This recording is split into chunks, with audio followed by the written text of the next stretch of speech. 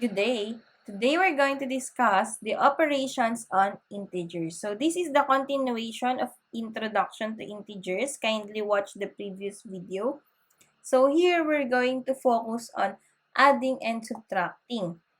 So we have adding integers with like signs. Kapag sinabi natin na adding integers with like signs, yung like signs na tinutukoy natin dito ay kapag siya ba ay positive or negative.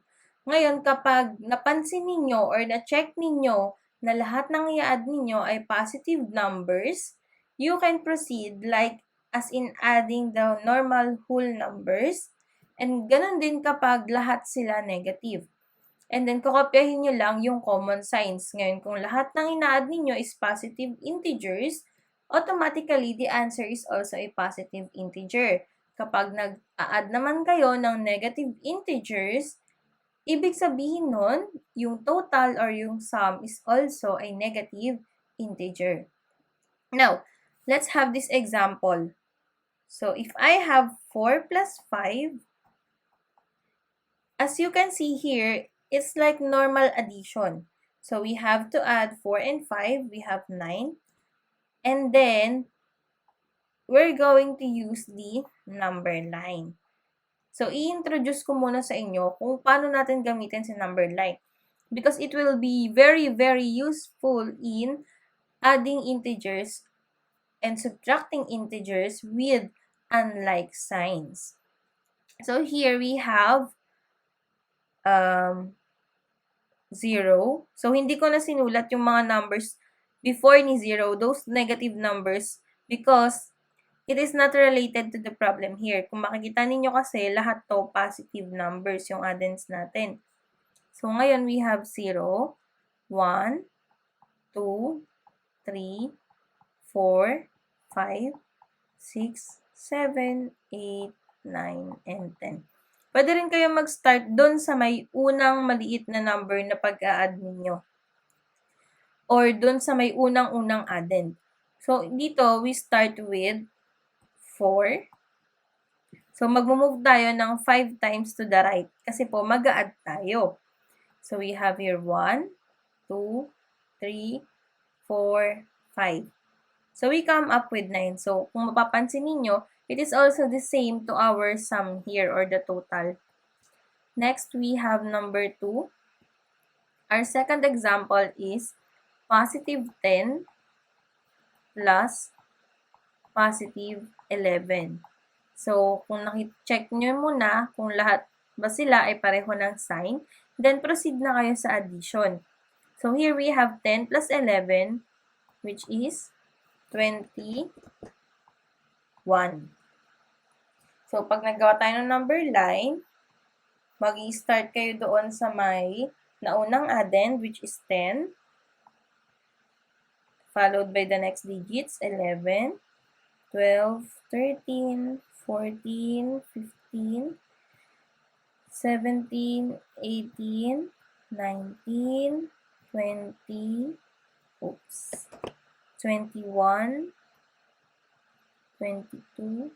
Okay, we were going to stop here because as you can see, dito ang sagot natin is 21. We're just going to verify kung 21 din yung kalalabasan natin using the number line. So here we're going to move 11 times to the right. So 1, 2, 3, 4, 5, 6, 7, 8, 9, 10, 11. So we come up with the same answer, 21. Next. So let's say we have here negative 23 plus negative 14. So, tignan nyo muna kung pareho ba sila ng sign para masabi natin na sila ay like signs. So, si 23 is negative, si 14 is negative as well. Ibig sabihin, pwede nyo na silang ipag-add. So, meron na kayong 23 plus 14. So, what is 23 plus 14? Very good. So, this is 37. Now, ang sabi natin kanina, you're just going to copy the sign of the addends. Kasi pareho naman sila, di ba? So, they're like signs. Therefore, dapat ang sagot nila ganun din katulad ng sign nila. So, dito, yung sign natin is negative, kaya ang answer natin is negative din. Next, we have negative 2 plus negative 4 plus negative 1. Ang magiging sagot natin dito ay, so, disregard muna natin yung mga sign. We have 2 plus 4 plus 1. The answer is 2 plus 4 plus 1 is 7. Ano ang sign or common signs nilang lahat? Very good. So, ang sign nila ay negative. Therefore, ang answer natin ngayon is negative 7. How about this one? 7 plus 1 plus 17. What is the answer? Very good. The correct answer is 25 or positive 25. You don't need to write the plus sign kasi kapag wala namang plus sign, positive pa rin siya. Next, adding integers with unlike signs. So, to add integers with unlike signs, unang gagawin ninyo, i-ignore nyo muna yung first sign, yung unang sign doon. And then, subtract as in whole number. So, from addition, magiging subtraction na siya. And then, kakopyahin nyo na lang yung sign ng bigger addend number. Ngayon, kapag nag-a-add kayo ng more than 2 addends, mag-a-add nyo muna, tignan nyo muna kung merong like signs. Yun muna yung ipag-a-add ninyo. After nun, tsaka nyo na i-add yung unlike signs. As sinasabi natin. So, para mas maintindihan nyo, let's have this example. So, dito we have negative 8 plus 3. Ngayon, meron tayong tinatawag na mga method. So, iba't ibang method or iba't ibang ways kung paano ninyo siya isa-solve. So, dito, gagamit muna tayo ng chips. So, aside from chips, pwede kayong gumamit ng algebra tiles, pwede kayong mag-proceed dun sa may process or step-by-step na tinatawag natin. So, ngayon, we are going to focus on using the chips. So, here, the red ones are the negative integers. So, negative integers. And the yellow one are the positive integers. So, ang equivalent nito lahat ay 1. So, ito ay 1, 1, 1, 1. So, kung ilan tong red, ito yon. Sabi natin, 8 negative chips. Dito yung nakuha. So, 8. So, 1, 2, 3, 4, 5, 6, 7, 8. Correct. Next, we have 3 positive chips. Correct also.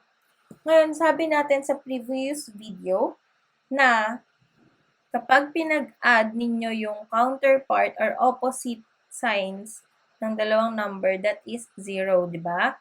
So, kung ito ay negative 1, ito ay positive 1, this is 0. Kaya natin siya kinancel dito.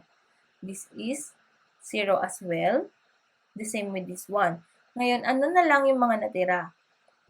So, kung titignan ninyo, ang natira na lang ay 1, 2, 3, 4, 5 negative chips. Ibig sabihin, ang sagot natin dito is negative 5.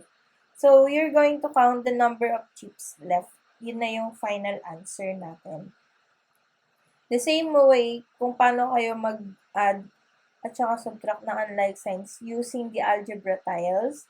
Pero yun kasi square-square. Pero ito is circle. Kaya natin siya tinawag na chips. Next is this method. So, by following the rules in adding integers, we have this one.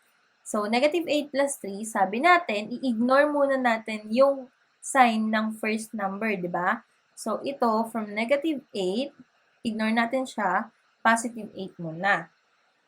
Next is, from addition, ito, yung second step, yung addition na sinasabi natin, hindi na siya magiging addition, magiging minus na siya. Ito yun. Or change nyo siya to subtraction. And then, copy nyo lang yung susunod, which is 3. Ngayon, we have 8 minus 3 is 5. Ngayon, tingnan nyo kung anong number yung mas malaki. Is it 8 or 3? Very good. So, 8 is the bigger number.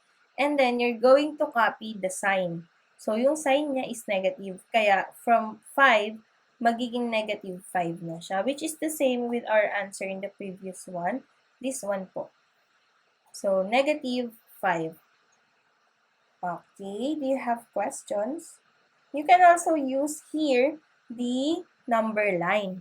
So let us assume that number line is the method 3. So using number line. So let's draw a number line here. So we have to start with negative 8. So, 'di ba sabi ko kanina, kung ano yung mauunang number, dun kayo mag-start para hindi na kayo mag-aaksaya ng oras sa pagsusulat ng mga hindi naman natin kailangan na number. So, we have negative 8, negative 7, negative 6, negative 5, negative 4, negative 3, negative 2, negative 1. Okay, hindi na natin siya itutuloy because it's only 3. Sabi natin dito, mag-a-add tayo ng 3. Diba? So, from negative 8, dito kayo mag-start. Ayan. Add 3. So, positive 3 to, diba? So, kapag positive siya, magpupunta kayo to the right pag positive. Kapag negative yan, pupunta kayo sa left. So, here we're going to move 3 times to the right. So, 1, 2, 3. So, we also come up with the same answer, which is negative 5. Do you have any questions? Okay. Now, you're allowed to use whatever method, kung ano man yung mas nadadalian kayo. Pwedeng method 1, method 2, method 3, or kung may other way pa kayo para mag-solve ng or mag-add ng integers. Next example is 16 plus negative 8. So, let's use first the chips. So, let us have 16 pieces of positive chips. So, ngayon, ang equivalent natin dito ng positive chips natin is 2. Kung kanina 1, ngayon 2. Kasi masyadong marami yung 16. So, we have 2, 4, 6, 8, 10, 12, 2, 4, 6, 8, 10, 12, 14, 16. And then negative 1s, we have negative 2, negative 4, negative 6, negative 8. So, again, ang equivalent ng bawat isa dito is 2. So, binilang ko lang, chinek lang natin kung mag-equivalent ba siya doon sa may nasa taas, which is 16 and 8. Ngayon, ika-cancel nyo lang yung mga magkaka-counterpart. So, what we have left is 2, 4, 6, positive 8 or 8 chips. Therefore, the answer is 8. O kaya, kung mapapansin ninyo, minus lang natin yan dito. So, copy nyo lang yung sign from addition, magiging subtraction. So, yan na siya. 16 minus 8 is 8. Ngayon, ang sign natin dito na susundin is yung number na mas malaki, which is 16. Ngayon, kung walang nakalagay na sign dito, then, it is a positive number.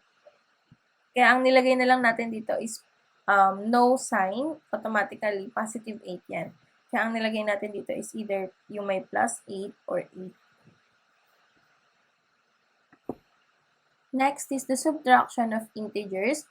So, here we have the keep, change, change. So, keep the first number exactly the same. Change the subtraction sign to addition sign.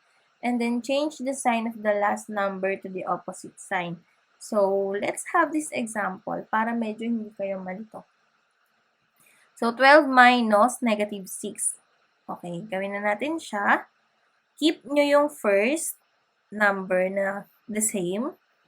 Then, yung addition, yung subtraction, gagawin nyo siyang addition. And then, papalitan nyo lang yung sign nito from negative magiging positive. So, we have 12 plus 6 is 18. And then, kokopyahin nyo ulit yung sign ng may pinakamalaking number, which is 12. So, this is positive. Kaya po, ang sagot natin is positive 18. Next. Okay, in this example, we have negative 4 minus 2. So, we have negative 4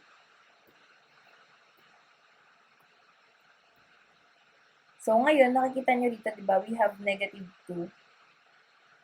So, magiging plus negative 2 na siya. So, bakit siya naging ganito? Kasi po, yung negative sign dito, pag pinaghiwalay natin yan, that is positive times negative. Kaya po siya ganyan. So, we have now the like signs. So, pareho na sila. So, pwede natin sila ipag-add. So, negative 4 plus negative 2, this is negative 6.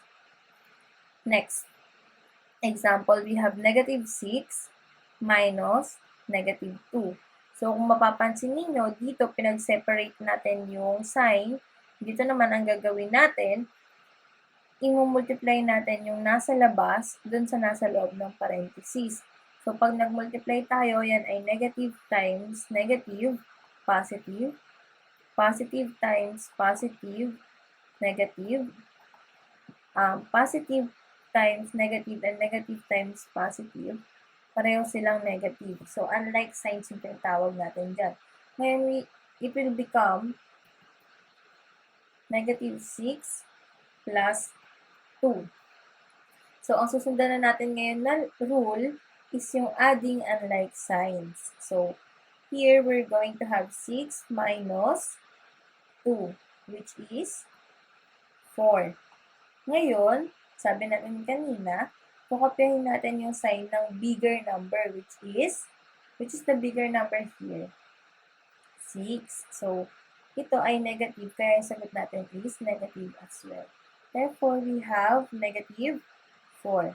Next example is 8 minus negative 9. So, ganun din, katulad nito, it will become 8 plus 9.